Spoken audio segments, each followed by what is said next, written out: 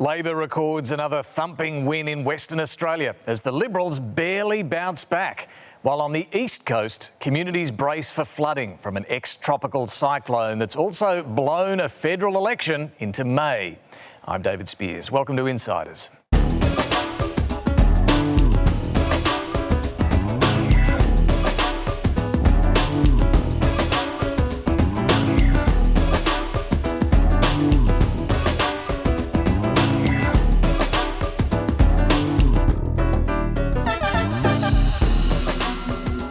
We're live from Perth this morning after another big state election win here for Labor. The Liberals clawed back some ground, but far less than either side expected. It's given federal Labor a confidence boost about holding the swag of seats it won here 3 years ago. We'll analyse the results a little later. The Prime Minister had been planning to be here for the final days of this state campaign. Those plans, though, went out the window as tropical cyclone Alfred bore down on the east coast.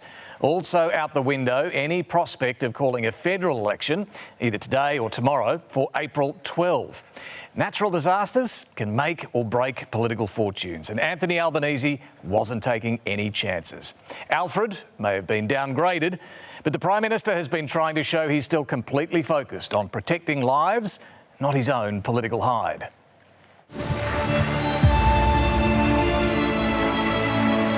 The anxious wait continues, but Cyclone Alfred is taking its time.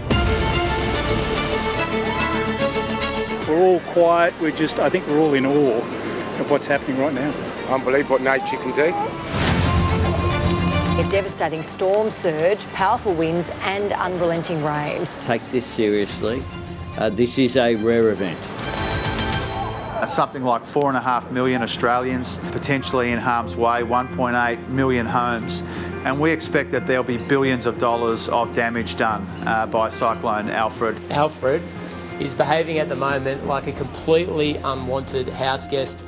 It's told us that it's going to be late, but linger even longer. There are still warnings and a range of severe weather warnings stretching across southeast Queensland and northern New South Wales. Anthony Albanese is all too aware of the fierce backlash federal governments can cop for being too slow to act. The money's on its way for the early recovery grants of $1 million for affected councils. I'll sign off on those at Parliament House immediately this finishes. Some people will have lost everything. That's the reality of these weather events. And to go to an election at that stage, at that time, I think the Prime Minister would have a tin ear to do that. My focus is certainly not on votes, it's on people and it's on Australians at this difficult time. Just to avoid any confusion, you are categorically ruling out an election being called Sunday or Monday. Well, that's correct, Sarah. In breaking news this morning, ex-tropical cyclone Alfred has been downgraded to a tropical low. The fact that we have avoided the storm tide surge is a great story in all of this. It's crucially important that the public not dismiss this weather event as something that's already passed. A number of Army personnel have been seriously injured during an incident involving 2 Army vehicles near Lismore in northern New South Wales. The impacts are already being felt and there is worse to come in the hours ahead. We must remain vigilant. We've done the preparation with you and we'll be with you through this. That's the message of my government. My guest this morning is the Workplace Relations Minister, Murray Watt. First, let's check what's making news. And Jolly Roger, the Sunday Times here in Perth, captures the Premier's excitement at an unexpectedly big win for Labor. Roger Cooke has won in his own right, stepping out of the shadow of his predecessor, Mark McGowan. Here's how the count finished up last night. Labor's primary vote just under 42%, very healthy number, and that's despite falling 18% from the extraordinary high of 4 years ago. And only 7% of that went across to the Liberals, whose primary vote is still below 30%. After preferences, Labor's vote is at almost 59% to the Liberals' 41%. Here was the jubilant Premier. While we celebrate tonight, we are humble. We do not take that trust for granted. We will work to repay this trust every single day. The cost of living challenges created by global inflationary pressures are not of our government's making, but we will continue to provide cost of living relief where we can. In Queensland and New South Wales, plenty of coverage this morning of ex-tropical cyclone Alfred. About 300,000 homes are still without power in southeast Queensland, while communities in northern New South Wales brace for flooding. Meanwhile, 2 defence vehicles were involved in a crash near Lismore while responding to the natural disaster. 13 personnel were injured. We're going to start with the West Australian election this morning, and there is good reason why federal Labor would be feeling happy about this result. Now, what we've seen is Anthony Albanese winning 4 seats here 3 years ago, and that helped him form a majority government. Clearly, based on last night's result, the Labor brand in the West remains strong. Now, that doesn't mean these same voters will necessarily back Labor federally, but they're not exactly flocking to the Liberals either. The Liberals' 3 state losses on the trot here are its 3 biggest defeats ever. And as this election has demonstrated, when voters are fed up with Labor, not many of them are shifting to the Liberals. They're going elsewhere. And we did see something similar to this in the Werribee by-election in Victoria not so long ago. Let's bring in our panel, and I'm joined this morning by Katina Curtis, Gary Adshead and Jane Norman. Great to have you all here in Perth. Great to be here in Perth. Thanks for backing up after a big election night. Katina, to you first. We knew there would be a correction after that huge win of Mark McGowan's 4 years ago, but it's not quite the correction that the Liberals had expected. That's right, and it seems like for Labor it's probably come back more to where it was in 2017, which was a landslide win at the time, before the even bigger landslide in 21. But yes, definitely the Liberals. I mean, the rule of thumb everyone was saying to me over the last couple of weeks, Labor and Liberals, was they expected the Libs would pick up 10 seats, which could be somewhere between 8 and 12. They haven't got anywhere near that. So I think, you know, the party definitely needs to have a look at themselves. I heard a few of their members last night saying, you know, we really need to think about how are we listening to people? Are we actually doing what people want? I mean, there's still about 10 seats, I think, in doubt. Their numbers will presumably improve from the 5 seats that they're on at the moment. Nonetheless, Katina's right, Gary. There's going to need to be some soul searching here. Where did the Liberals go wrong and where did Labor go right? Well, they went wrong because they weren't bold enough. I mean, quite frankly, it was a pedestrian campaign. It was safe, it was vanilla, it was boring. There were even moments when they had an opportunity to actually pivot and achieve something. Have a look at the swing against Hannah Beasley in Victoria Park. You know why? Because Labor had come out and said they're going to build a V8 supercar street circuit there. The Victoria Park electorate residents went nuts. Did you see Libby Medham take her party to Burswood Park and stand there and say, if you don't want this V8 supercar circuit, there's only one vote you can give? No, there was nothing imaginative about it. It was just, let's try and get back the 12 seats perhaps to give us some credibility going forward. Instead, they are now looking at a further 2 terms possibly out. Well, that's the thing. Look, just on their campaigning, it struck me that in the last week of the campaign, the Liberal focus was on health, traditionally a Labor strength. You can understand, you know, people are concerned about health services, but was it too narrowly focused and not nimble enough to pick up those issues like the racetrack you're talking about? Well, I know that's one example about a racetrack, but they certainly didn't hone in on that in the way that they should have. They could have made that a 2 or 3 day thing, and it was really hurting for someone like Rita Saffioti, the Treasurer Tourism Minister. It was her idea by the look of it. Health is Libby's safe go-to. Libby Medham, the Liberal leader's safe go-to. So she's more comfortable talking about that, but that doesn't win you an election. And will she go now, and will Basil Zemplis I would be very surprised. The only thing I'll say, a caveat I'll put on Libby Medham, whether it be a party room spill once they get themselves back together, the only thing I put a caveat on that is that, she's the only person who will be in that parliament from the Liberal Party with any parliamentary experience. So with any parliamentary experience, not just ministerial experience, the only one who's been in Parliament. Yeah, so look, I mean, Basil Zemplis, like a caged tiger, there's no doubt about that, but the reality is he'll be sitting back. He didn't get the win that he thought he would get. He got a win, but Labor went after him, and it seems like it worked. I was surprised it worked. I thought the more they keep talking about this guy, the bigger his numbers are going to be, but they sort of got it right that he was a negative in some respects. Jane, I mean, winning a 3rd term is getting increasingly difficult, whether you're talking about state, and certainly at the federal level it hasn't happened for a long time. But We do see Labor entrenching itself. They've done it in South Australia. Here, they've managed a leadership change to Roger Cooke, as I mentioned, steps out of McGowan's shadow. And this does set them up for certainly the prospect of another term after this one. Yeah, I mean, the votes are still being counted, but at this stage, Labor has about 41 of 59 seats in the lower house. And this is the third term, so they're heading for another 4 years in power. So that really goes to the strength of the Labor vote here and shows just how much COVID really reshaped the political landscape here. I mean, we had the astronomically popular Mark McGowan, whose win has really helped last night, I should say. Roger Cooke would be very pleased to have won in his own right. I know that he is raring to go to help Anthony Albanese on the campaign trail. The brand is very strong here at a state level. There are sort of signs that it's less strong at a federal level. Prime Minister Anthony Albanese, having won so many seats at the last election, it was WA that gave him a majority government, promised to visit WA 30 times as Prime Minister. He was due to make his 29th visit this weekend. Of course, the hopes were washed away.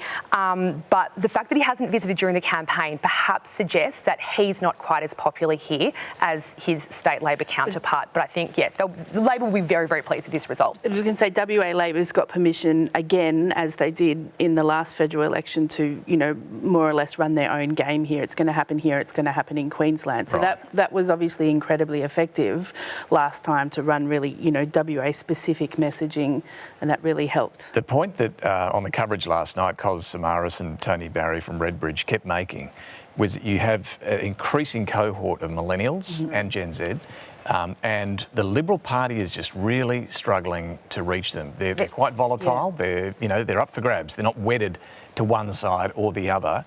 And where they are leaving Labor because they're fed up, they're just not going to the Liberals. And this is what the party needs to really think about. And the Liberals were saying this last week, sort of calling around, that voters are, you know, angry, disappointed with Labor, but they're not moving into the Liberal tent. And we saw that last night, where there were huge swings against Labor. So much of that is really a correction from 2021. But in many cases, the Liberals were only picking up kind of a fraction of that. Votes were going to the Greens, who performed very strongly. In some seats, the Nats, and some seats, One Nation. But I think one of the more interesting results last night was, we know that Bullwinkle at a federal level, Tangney and Curtin, are very much in play. They are 3 seats that both sides agree. Last night we heard a lot about Pearce in Perth's northern suburbs. That's the most mortgaged electorate in the country. It's mortgage belt. It's where people are feeling the pain of cost of living. The state seats that Pearce covers all had big swings against Labor and decent swings towards the Libs, and I think that is providing a little bit of a source of hope, if nothing else. Yeah, Katina, you've been spending time here looking at you know what's going on in those federal seats, and look, you do always need to be cautious about drawing too many links from a state result and saying, well, that's what's going to happen federally. Nonetheless, has this result changed the view of which seats are really in play? Because I was hearing a lot about Tangney, but you look at those results last night, Labor held up really well. I know, they're pretty. Labor's incredibly happy with those. Pearce and Hasluck, maybe that's where the focus is going to be. So, I mean, I think the Liberals maybe will change their focus a little bit. There is, in Pearce, the incumbent member, Tracy Roberts, has some significant health problems, which she kind of finally went public about a couple of weeks ago. But I do think as well, I spent a couple of days on the ground in Bullwinkle this week. I think that the results in some of those overlapping seats in Bullwinkle will have Mia Davies quite worried. You know, she was really hoping that she's the Nationals candidate. She was the opposition leader. Now she's trying to make the jump from state to federal. I don't think the Nats will have made as much inroads into the state seats there as she would be looking for. And the other thing, actually, really interestingly, I mean, in the talk around the campaigning style, so I went out on door knocks in Bullwinkle with the Liberal and the Labor candidates, and gosh, that red shirt machine for the Labor Party, it's pretty formidable to see it in action. Right, a much slicker operation. Much slicker. Army of red shirts. And I know that one of the discussions that we had broadcasting on radio last night was off the back of this Liberal loss. You know, it's hard to mobilise those Liberal volunteers that you're looking to get out there as the army that you describe about and trying to get out there and be positive about a federal election. Yeah, it's a good point. It's a good point. And look, Gary, you talk to people on the radio every day. Just give us a sense of the way locals are viewing local Labor, state Labor, compared to Anthony Albanese Labor. Very different. I do believe. I genuinely think that the whole issue around is he weak, does he flip-flop, is he strong enough, has resonated here in Western Australia. To what extent, well, we'll see, but there's definitely a different approach in the way that people think and what they say to us on radio about Albanese versus someone like Roger Cooke. There is no doubt about it. There's still a belief here in Western Australia that the Liberal Party, statewide, cannot do the job. I mean, that came through last night. If it was going to come through, it was going to come through very early. The swing did not start to happen. I mean, you talked about Basil Zemplis. You literally needed to see last night, you needed to see the seat of Churchlands, Nedlands and Corrine all in Liberal hands within 40 minutes of counting started. And it didn't happen. And you could see the face. We had the former Liberal leader, Zach Kirkup, in the studio with us. You could watch his face just starting to become washed with, almost a depression as the night went on because he realised, well, that's it. We are stuck for another term and possibly another one after that. Yeah, that's the grim reality for the Liberals. Look, we're going to move on. I just want to let you know we've had the Prime Minister confirm, I mentioned the defence vehicles that were involved in that incident in near Lismore in northern New South Wales. PM's confirmed 6 of the personnel have serious injuries. They are expected to recover. We'll come to the situation there with the ex-tropical cyclone shortly as well. Time though to talk to the Workplace Relations Minister, Murray Watt. And to take us there, he was Federal Liberal MP and Shadow Defence Minister Andrew Hastie talking to us on the coverage last night about the result here and what it means for the federal contest.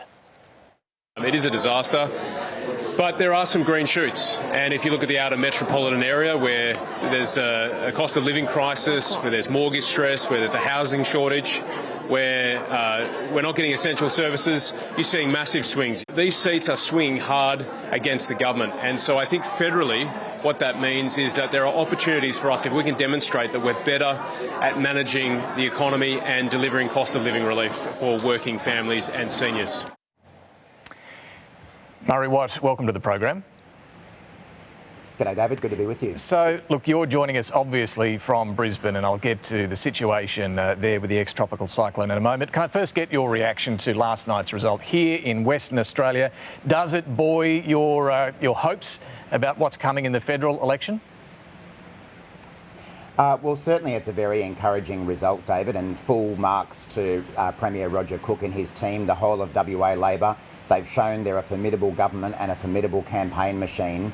And I think what we saw last night in WA is clear proof that Western Australians trust Labor when it comes to supporting them with their cost of living, supporting them to get their wages lifted in these times of needs, and support them with their essential services, things like health and schools. So it's obviously a very strong endorsement for Premier Cooke and WA Labor, and we certainly take heart from that.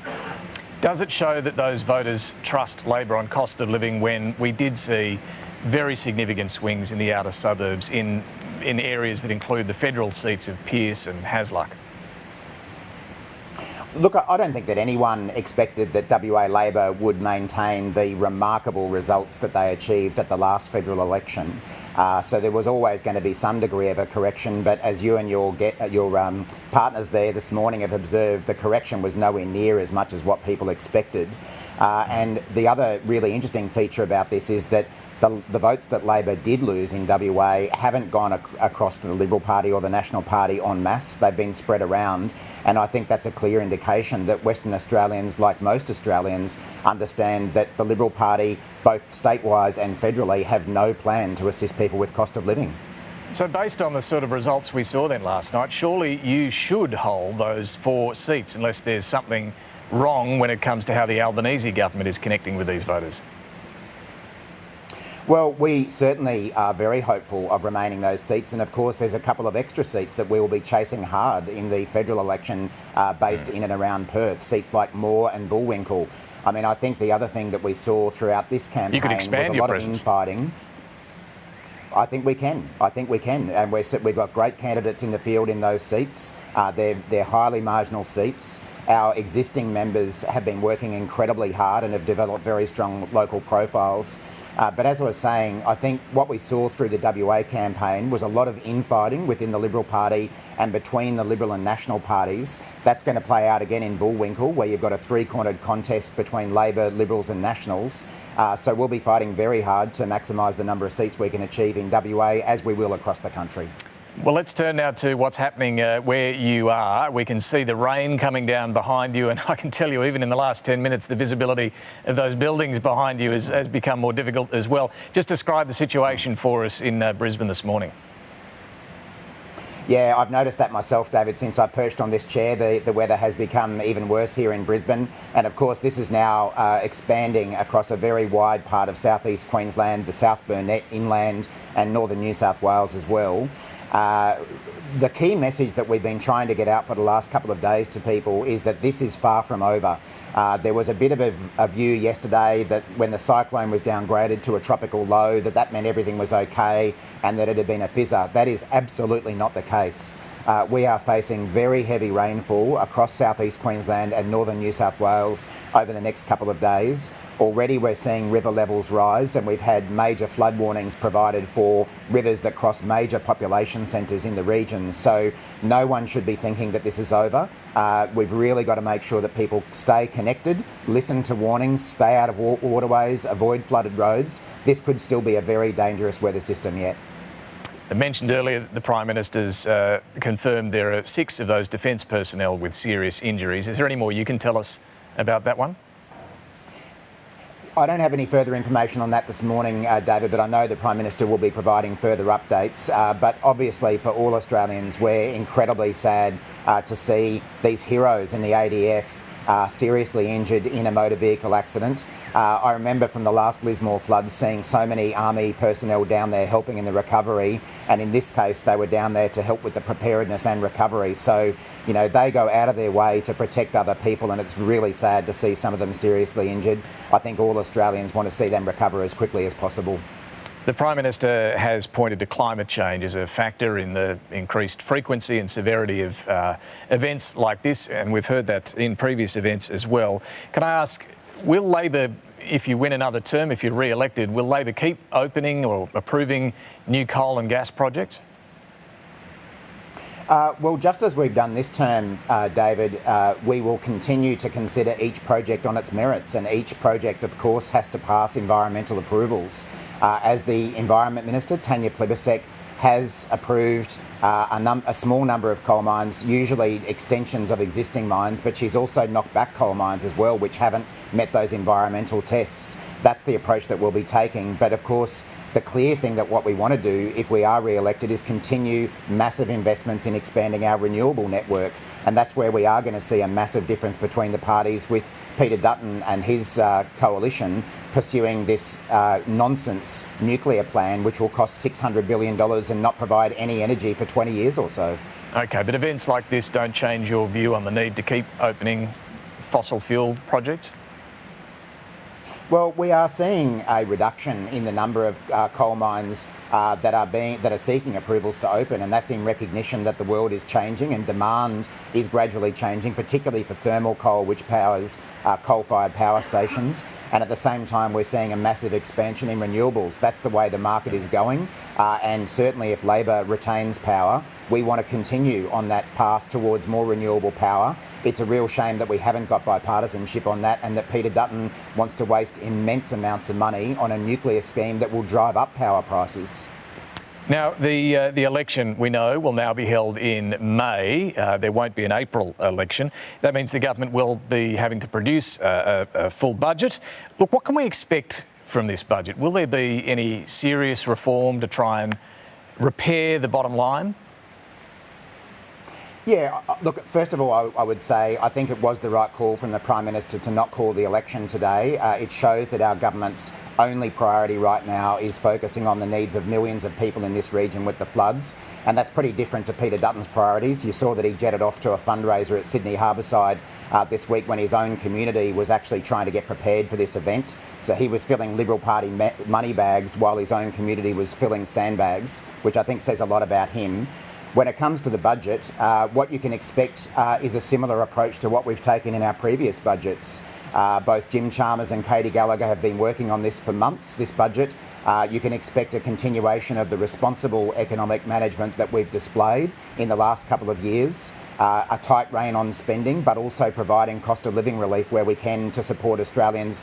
I think the other thing that's really noteworthy, though, David, with this budget is that increasingly we're seeing evidence that we have turned a corner with the economy.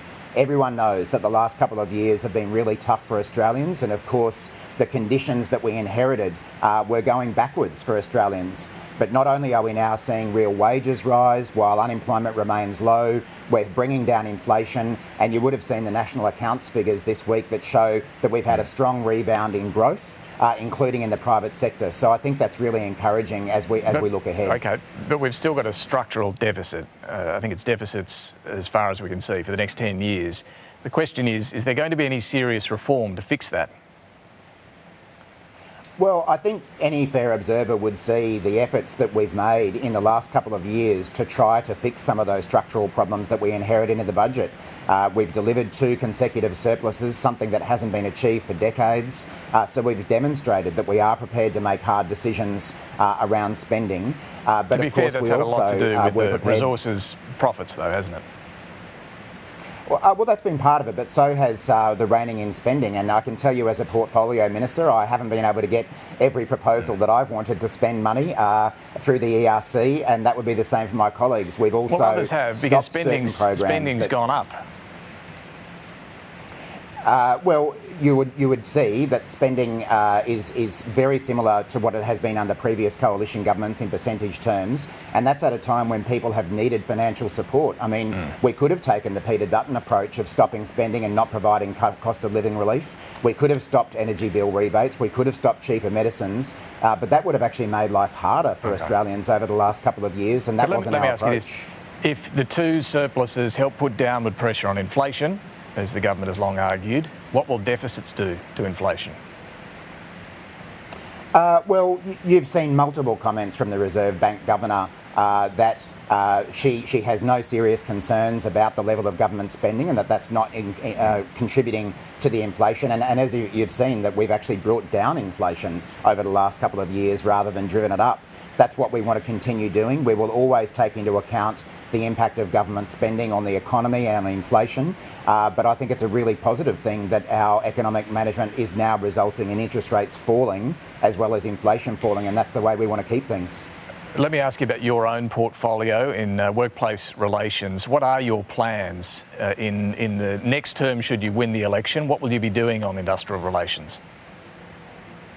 Well, we'll obviously have more to say about this, as we will across all portfolios in the run-up to the election, David. But what I can say is that we remain committed to the laws that have actually delivered real wage increases to Australians for the first time in many years. And again, we saw every single one of these changes we made to workplace laws opposed by Peter Dutton and the Coalition. So again, not only were they opposing cost of living relief, they were opposing wage rises for Australians and wanted to make life harder for people.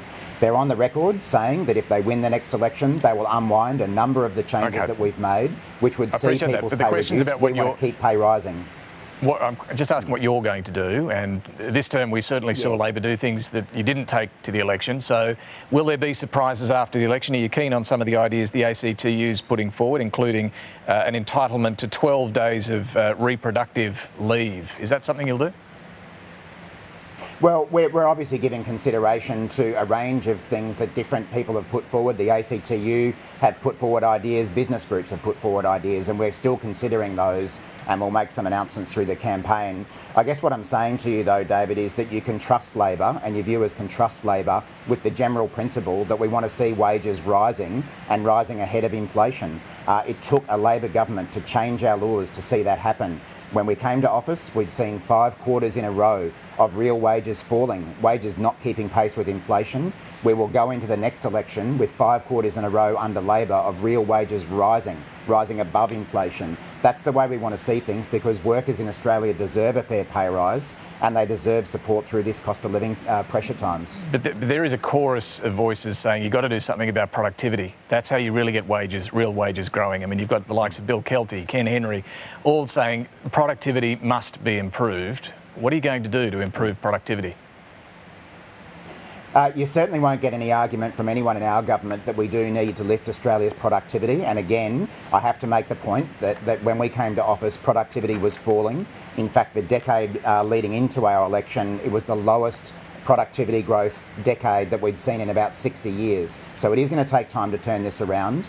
But our focus in terms of lifting productivity is things like investing in skills, investing in training of our people, investing in the energy transition, competition reform, those types of things. We don't believe, and there's no evidence to support the case, that cutting people's wages and conditions delivers higher productivity.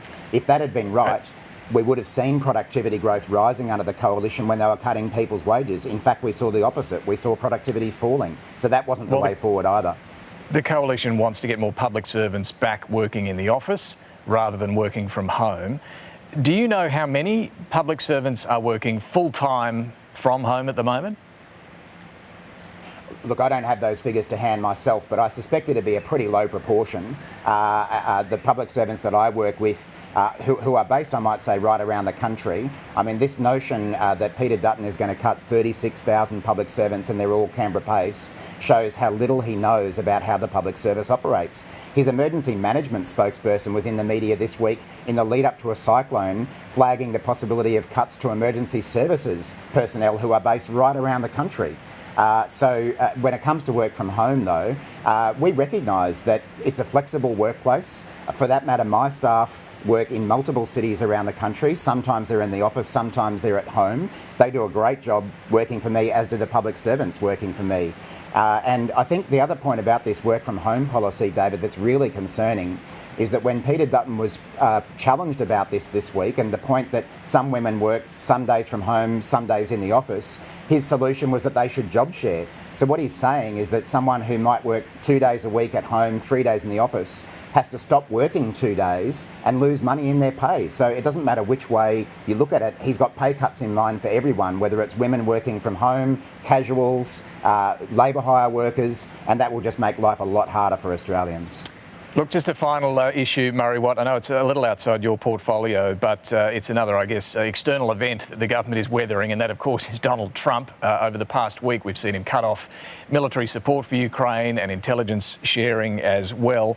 This is a question a lot of people have been asking through the ABC's Your Say initiative, whether the US is still a reliable ally. Is it? Yes, we do think that the US is a reliable ally, and of course the US remains our major security partner across the world. We know that there's strong bipartisan support in the US for the alliance with Australia, for the AUKUS project as well. So we do consider them a reliable ally. Some of the things that we've seen from the new administration aren't significantly different to the approach they took in the last time they were elected.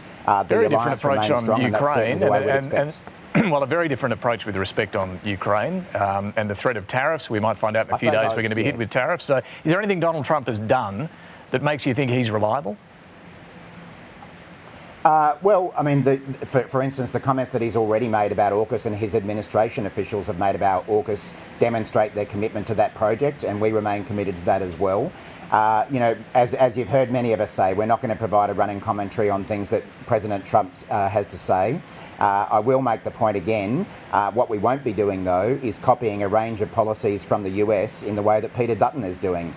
He's already said that he's essentially going to have the US-style Department of Government Efficiency, making slashing cuts to the public service. This work-from-home policy that he announced this week was directly lifted from the US, as was the diversity and inclusion regular Australian policy for Australians. I can detect a campaign theme here. Just a final one, Murray Watt, and look, you may not know the answer to this, but just on intelligence sharing to Ukraine. Intelligence from the joint facility at Pine Gap, is that intelligence being shared with Ukraine? Look, that's outside my portfolio, and I expect that probably no minister would talk publicly about what sort of intelligence we've been sharing, but happy for you to put that to the relevant portfolio ministers. All right, we'll do that. Murray Watt, appreciate you joining us from a pretty wet and windy Brisbane. Thank you for joining us this morning. Thanks, David.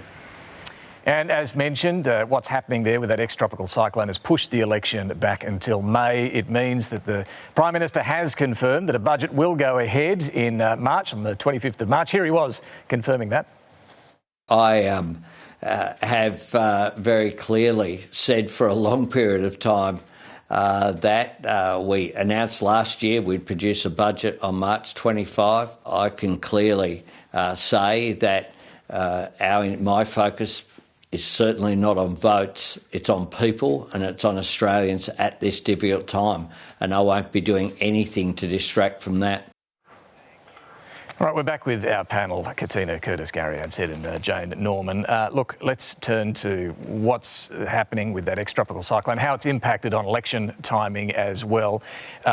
Jane, in fact, you broke the story on Friday that this budget would definitely go ahead. We'd be into a May budget. So what happened there? It was up in the air for a few days? Yeah, the Prime Minister was asked each day, would you rule in calling an election this weekend? Would you rule it out? The reason why this weekend was in focus was because, A, we know the Prime Minister wanted to sort of launch off a guaranteed Labor victory in WA into a federal campaign, and also the window for calling an election for April 12 close of business Monday. So we only had a few days to call it. So all of last week, it was still very much in play that April 12 was going to be the election date, but the cyclone ended up being very slow moving. By Friday, there was a leadership meeting. The cyclone at this stage still had not crossed the coast. We know that this particular part of the world, highly populated, also prone to flooding.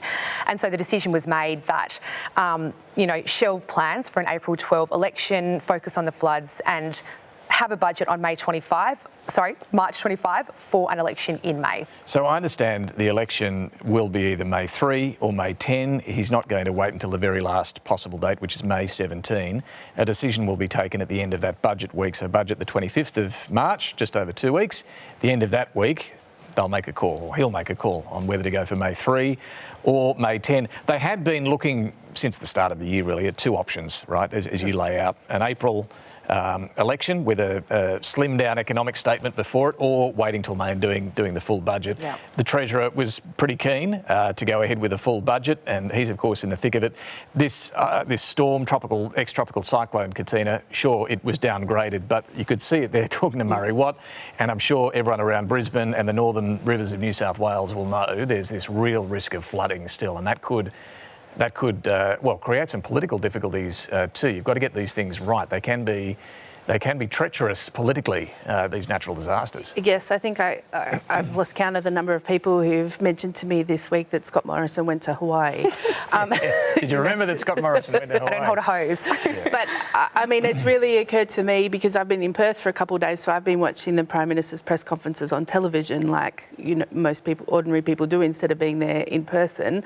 And it has really struck me that, I was getting flashbacks to kind of early 2020 Morrison standing up at the start of the pandemic, running through the list of here's what you need to know, here's the help that we're giving. The PM on Friday was rattling off all the grants, the things that the money that's already going out the door. They were dishing out recovery grants before the cyclone even before the cyclone struck. So, it really... He really looks incredibly prime ministerial, He's been up every day, hasn't he? He's been up every day. I think he's standing up right now as we're talking. So, that's definitely got to be a positive. I think there was still some...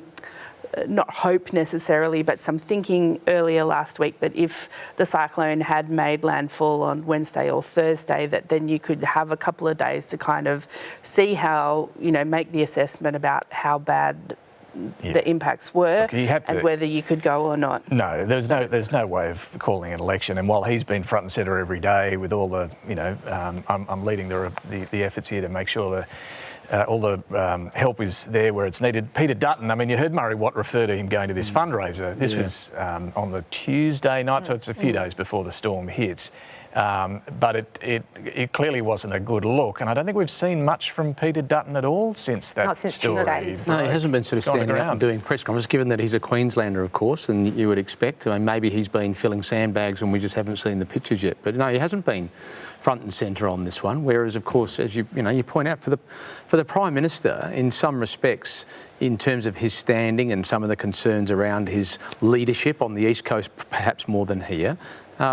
It's not a bad thing to have him front and centre of a cyclone and dealing with it, as long as it all goes the way that the federal government want it to go. And at the moment, certainly the preparation that I saw, and certainly the use of the Defence Force so early, all the right signals are there. Now we just got to wait to see what the rain does. There are risks, I suppose, in going ahead with a budget. Pros and cons, really, Katina, because there will be more red ink there. There'll be deficits rather than surpluses. But it's an opportunity to talk about, what is it? Inflation's down, wages are up. We're going to get sick of hearing the line. But that economic message, there's clearly better economic news now to sell than there was 12 months ago. That's right. I guess there's still a consciousness in the government that people are still hurting. It's like just because all the economic indicators are going in the right direction, prices aren't actually going down. They're just going up less fast. That, you know, the interest rate cut last month definitely helped, perhaps more in a psychological way than necessarily an actual massive impact. But, you know, they do think it's not necessarily a bad thing to have a budget, even though, yes, it will be probably a decade of deficits. And look, there won't be big reform. I was asking Murray Watt, but there won't be big reform in it. There will be, you would think, though, Jane, more cost of living help. Another round of energy bill relief would be expected. I think we're anticipating another $300 handout to all households to help with energy bills. But this is going to be a very, very safe budget. And I think part of the reason why the government didn't want to hand down a budget was not only because it's been really promoting the fact that Jim Chalmers has handed down back-to-back surpluses. That's helped burnish their economic credentials, and this will be a deficit budget. But also because some of the big promises are already out there. The bulk billing, $8.5 billion, the urgent care clinics expansion, that's out there too. And so I don't think it's going to be, a particularly imaginative budget filled with lots of promises. But I think a lot of people are very much anticipating that the energy bill relief will be in there. And when it comes to deficits, Gary, I think we were talking about this the other day on your radio program. Do people care as much about deficits as they once did, or has COVID changed all of that? I think COVID's changed all of that, and I think the reality is for a lot of people that are living in a situation where they're balancing their debt with their mortgage or whatever the case may be, they don't look as hard as we perhaps do inside the bubble to the budget and the outlying figures. I think that they are completely understanding, and at the moment, the worst thing that the Albanese government could do was come out pre-election with a big spending budget and lots of giveaways, because I think people see straight through it and it won't go well for them. So, no, I don't think people focus on that as perhaps much as we do in the political analysis. I think it differs in different states. I think particularly in Victoria, a lot of the feedback that people are getting is that people in Victorians are concerned about it, but that's sort of more to do with where the state government is at. And they're seeing impacts, right, of a terribly, the higher poor economy, taxes. Right? Yeah, more taxes, exactly. Yeah, they equate a bad budget with the fact that the state government's whacking all these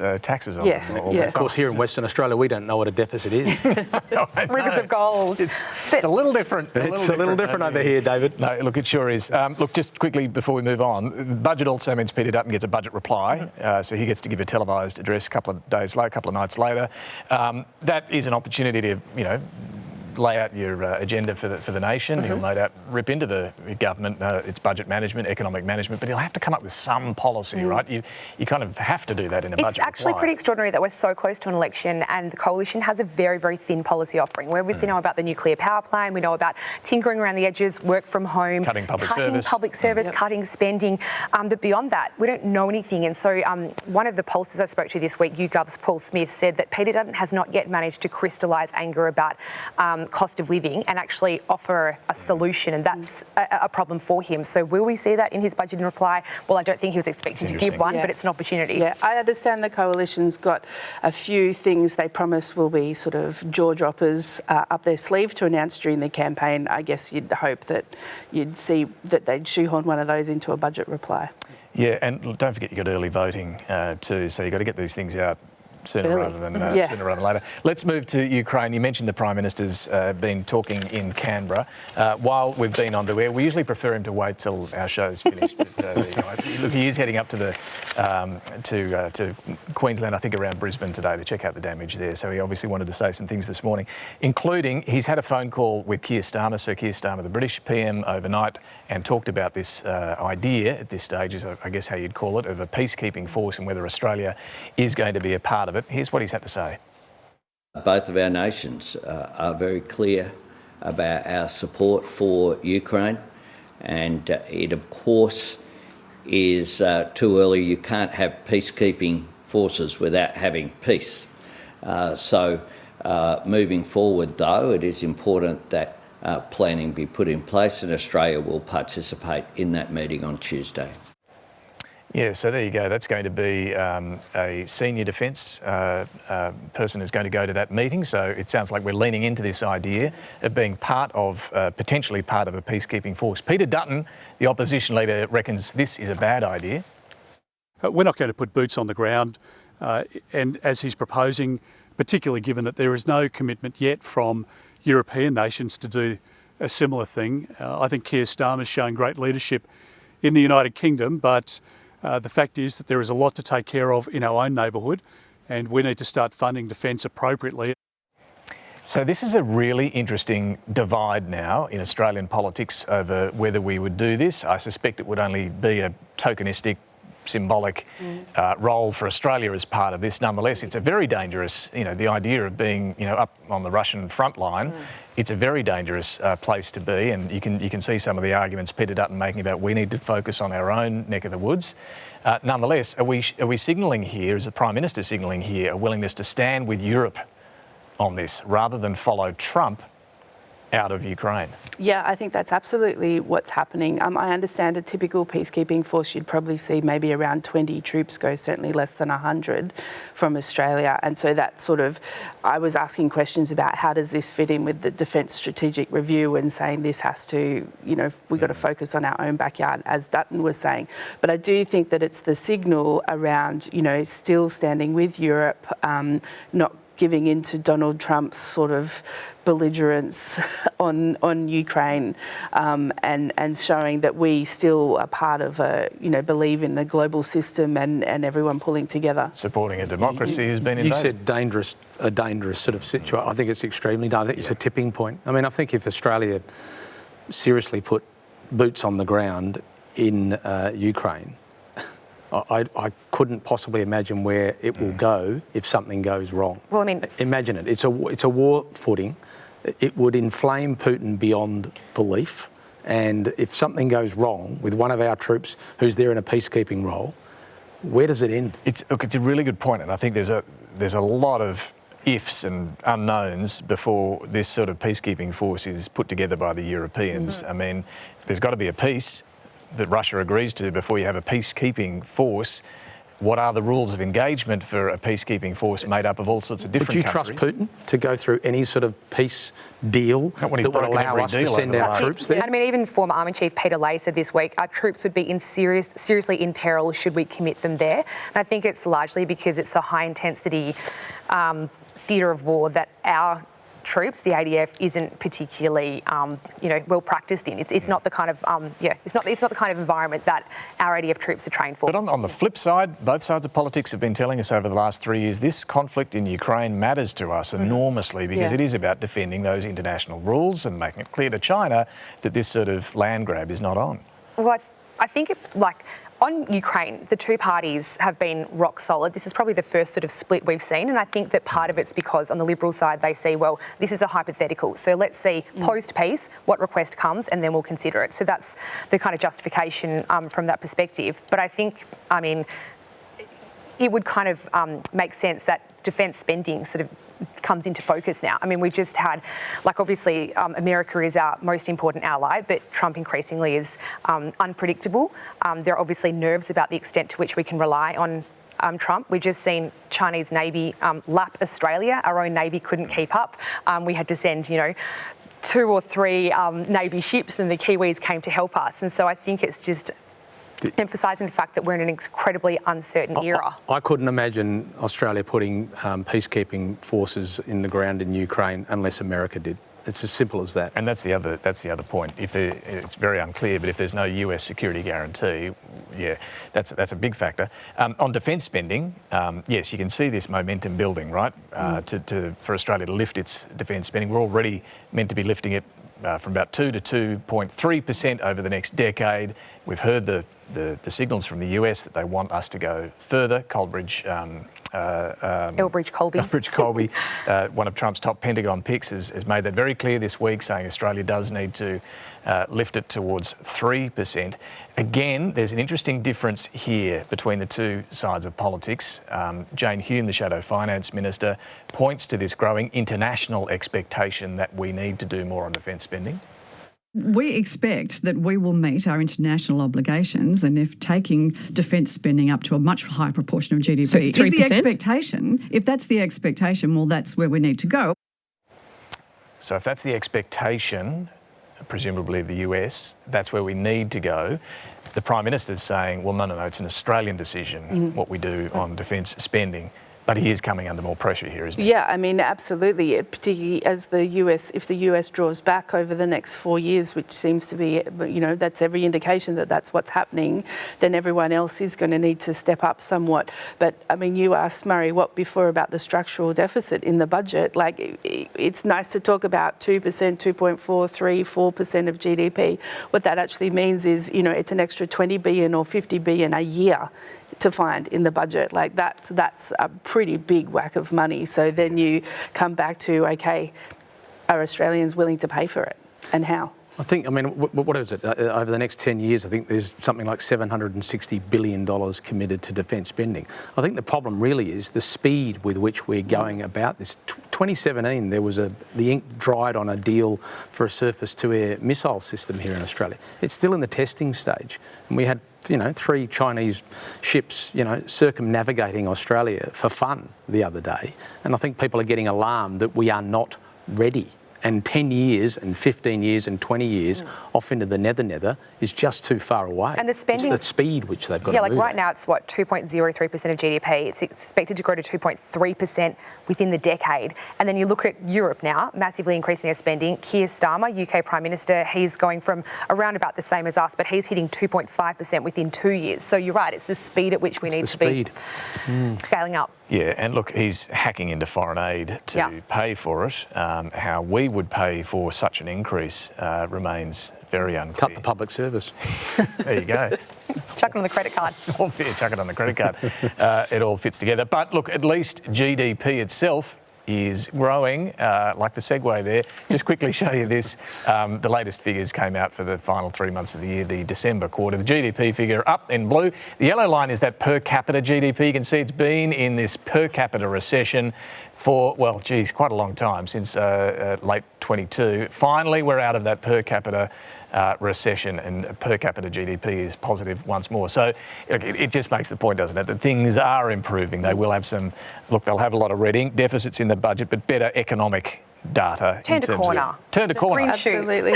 I think this week might be the first time I've seen Jim Chalmers voluntarily mention the GDP per capita. Whereas the coalition's been focusing on that for the last 7 quarters. Yeah. All right, our panel, Jane, Norman, Gary Adshead and Katina Curtis. We'll be back very shortly with some final observations. Time now for Mike Bowers and Talking Pictures.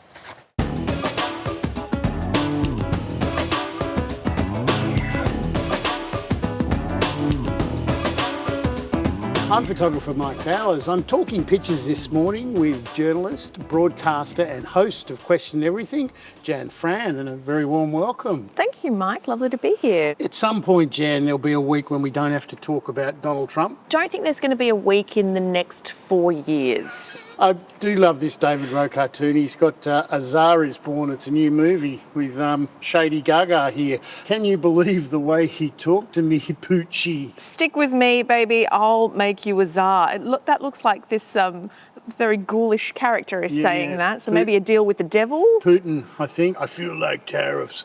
And JD Vance over here, he's got his ski pass on. Sorry, buddy, it's not him, it's you. Poor old Voldemir here. There's a little elephant as well. The GOP. Yeah, exactly. I like these little details here. Vock off. Lovely Matt Golding. I like the line of limos here waiting to kiss the ring of the White House site map here. You are here.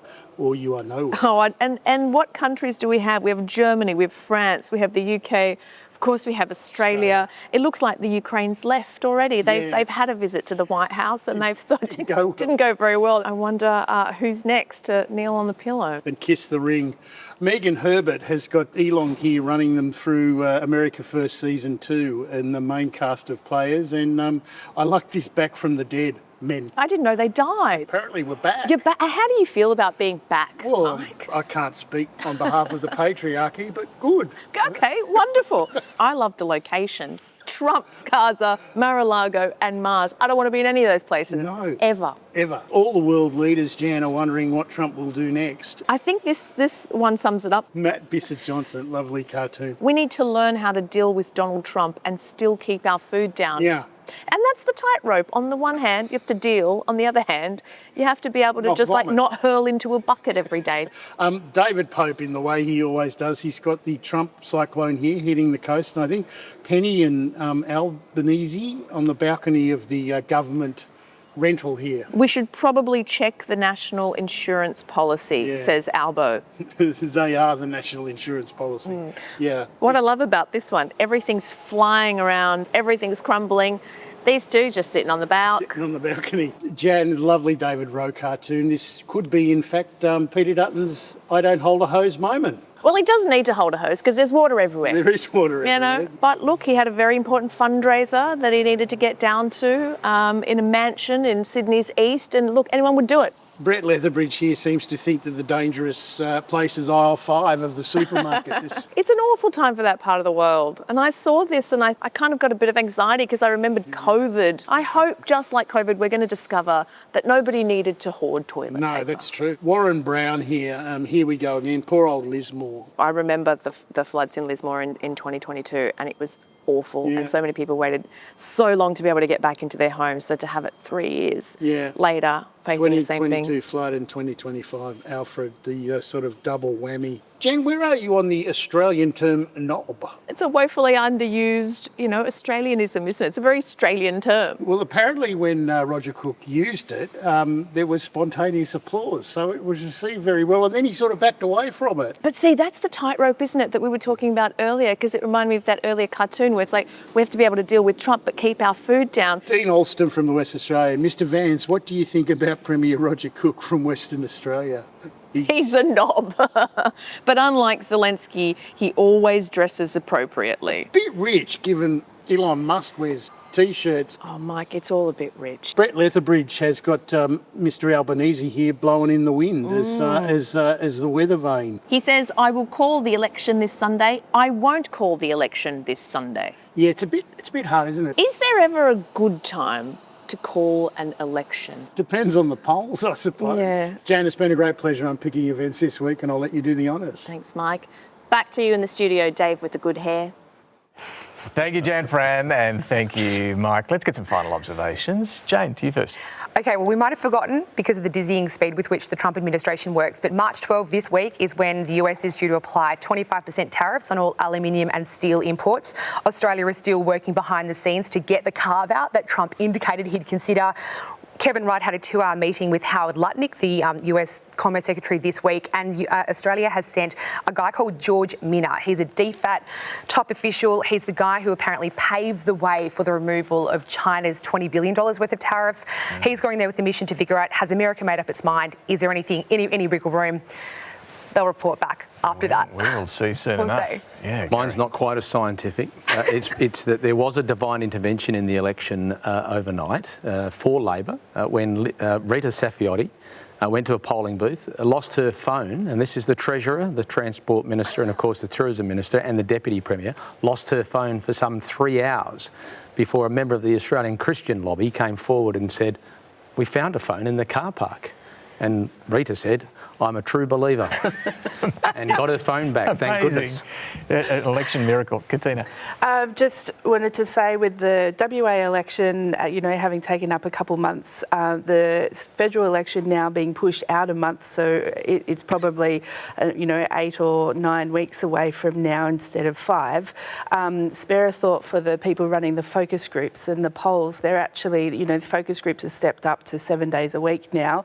There seems to be about a gazillion own pollsters out there in between the public ones and the party ones, they're actually running out of people to talk to. Like, it's legitimately a problem for them, and you'll find that the closer you get to the polling day, the more unreliable the polls might be, because there's a shrinking pool of people answering the phone. Oh, that's a... No one ever calls me. And there's money in it. I didn't realise you get money for focus groups. So. Yeah, there you go. You think that... Anyway, cost of living crisis. Look, thank you all very much for joining us. It's been really good to be here in Perth and chewing over the results from last night and casting forward to what it all means. Thank you so much. Thanks to all the crew too for a terrific job in setting all this up and turning around after a pretty late night in the coverage last night. Finally, it has been called the defining moment of this West Australian campaign. So here it is in all its glory, Premier Roger Cooke's unvarnished foreign policy hot take. We'll leave you with that. Thanks for watching. JD Vance is a... knob.